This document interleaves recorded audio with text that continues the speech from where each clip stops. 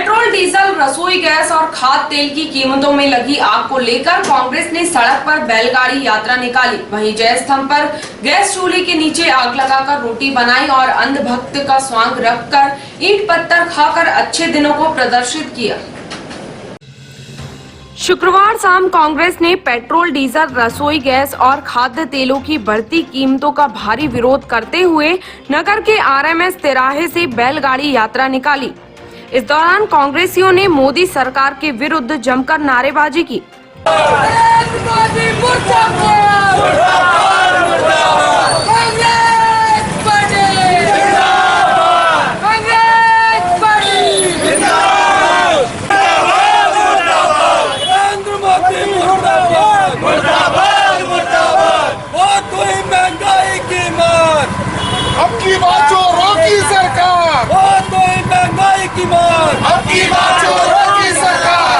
नगर के बाजार क्षेत्र में भ्रमण के साथ जय स्तंभ चौक पहुंची बैलगाड़ी यात्रा से उतरे कांग्रेसियों ने बगैर सिलेंडर के गैस चूल्हे के नीचे आग लगाकर रोटियां सेकी और एक बार फिर केंद्र सरकार के विरोध में जमकर नारे लगाए। नहीं चलेगी, नहीं चलेगी। पेट्रोल का दाम कम करो, कम करो, कम करो। डीजल के दाम कम करो, कम करो, कम करो।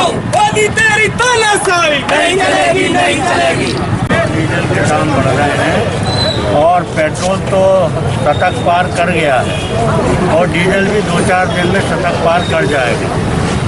ये बेशरमों की सरकार है, मोदी सरकार। मैं स्मृति ईरानी और इन लोगों को याद दिलाना चाहता हूँ कि जब वो रसोई गैस के सिलेंडर लेकर संसद के बाहर बैठ के प्रदर्शन करते थे और रसोई गैस और पेट्रोल डीजल के दाम कम करने की मांग करते थे। मनमोहन सिंह जी की सरकार के वक्त में जहाँ क्रूड ऑयल जो हम आयात करते हैं वो 173 और 152 डॉलर प्रति बैरल था, वो अब 43 डॉलर प्रति बैरल है।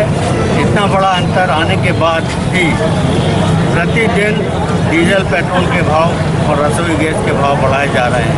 बेशर्मी ये है कि कह देते हैं अंतर्राष्ट्रीय स्तर पर दाम बढ़ रहे हैं इसलिए हम बढ़ा रहे हैं, जबकि अंतर्राष्ट्रीय स्तर पर दाम घट रहे हैं पर हमारे यहाँ दाम बढ़ रहे हैं।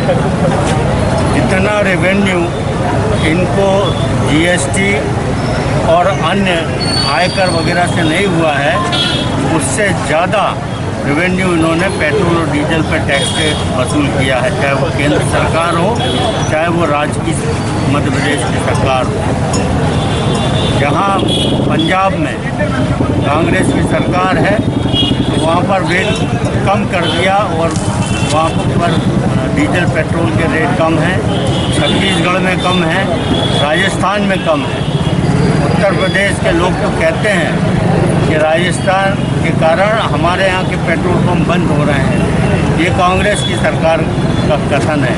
वहीं बीजेपी शासित राज्यों में लगातार ड्यूटी और टैक्स बढ़ाए जा रहे हैं।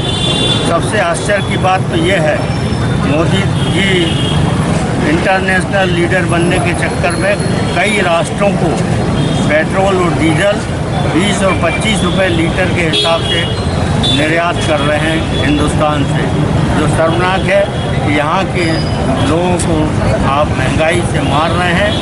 वहीं अपनी छवि चमकाने के चक्कर में दूसरे देशों को आप बहुत सस्ते में डीजल और पेट्रोल दे रहे हैं।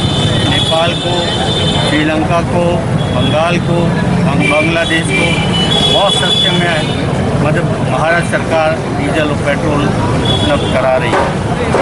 जब कांग्रेस की सरकार थी तो रसोई गैस 550 रुपये और 600 रुपये में मिलती थी अधिकतम। आज 850 रुपये उसका रेट है।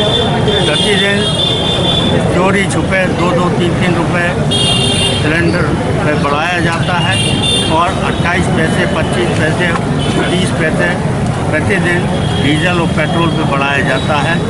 आम जनता को महसूस होता है जब वो पहले दिन पेट्रोल लेने जाती है तो किस रेट पे मिलता है और दूसरे दिन उसी पंप पे पेट्रोल लेने जाती है तो किस रेट पे मिलता है।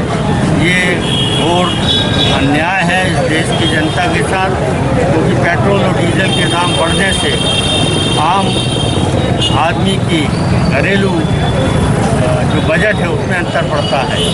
डीजल के भाव बढ़ने से ट्रांसपोर्ट बढ़ रहा है, ट्रांसपोर्ट बढ़ने से आम ज़रूरतों की चीज़ें बढ़ रही हैं। आज खाद्य तेल इतना महंगा हो गया है कि वो, जैसे हमारे एक भाई अभी नारा लगा रहे थे कि रोज़मर्रा के आलू भूंडा और कचौड़ी में भी उसका अंतर देखने को मिल रहा है।